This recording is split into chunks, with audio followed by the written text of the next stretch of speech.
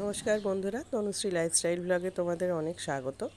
এই গরমে শরীর ঠান্ডা রাখার জন্য চলো তৈরি করে নিই একটা সুন্দর হেলথ ড্রিঙ্কস। আমি একটা পেঁয়াজ নিয়েছি, পেঁয়াজটার কিছুটা পরিমাণ কেটে নিয়ে তাকে ছোট ছোট করে কুচি করে নিয়েছি 1/4 মতো। একটা পাতি লেবু নিয়েছি, পাতি লেবুটাকে হাফ করে নিয়েছি, আমি হাফ পোর্শনই এখানে ব্যবহার করব।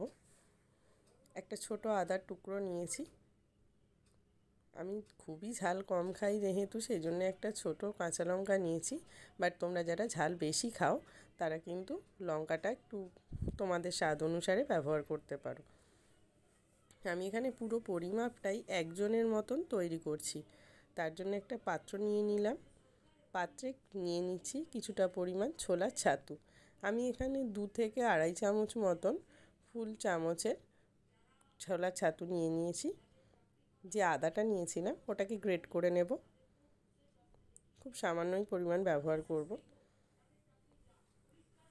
এরপরে কাঁচা লঙ্কার কুঁচোগুলো দিয়ে দিলাম, দিয়ে দিচ্ছি সামান্য পরিমাণ খাবার নুন, একটু পরিমাণ চিনি, ভাজা জিরে গুঁড়ো, কেটে রাখা পেঁয়াজটা দিয়ে দেবো। সবকটা জিনিসকে খুব ভালোভাবে এবার মিশিয়ে নিয়ে জল দিয়ে আমি গুলিয়ে নেব।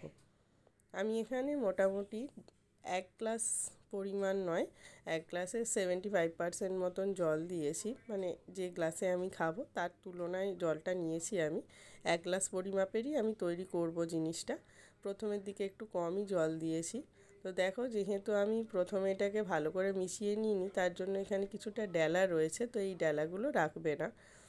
এই ডেলাগুলো এইভাবে তোমরা ক্রাশ করে দিতে পারো, দিয়ে খুব ভালো করে জলের সাথে মিলিয়ে দেবে। কিছুটা পরিমাণ বিট নুন দিয়ে দিলাম। চলো, আমার ড্রিঙ্কস রেডি। এবারে একটা পাত্রে ঢেলে নিলাম। দেখো, পুরো গ্লাস কিন্তু ভর্তি হয়নি, কিছুটা পরিমাণ গ্যাপ রেখেছিলাম আমি। তো তার সাথে কিছুটা যে হাফ লেবুটা কেটে নিয়েছিলাম সেই লেবুর রসটা আমি দিয়ে দিলাম। বাকিটা জল দিয়ে ফিল আপ করে দিয়ে 1 গ্লাস পরিমাপ মতন আমি এখানে ছোলার ছাতুর শরবত তৈরি করলাম, যা এই গরমে খুবই আরামদায়ক। তো তোমরা যারা ভিডিওটা দেখলে কেমন লেগেছে অবশ্যই জানিও, অবশ্যই সাবস্ক্রাইব করো এবং শেয়ার করো।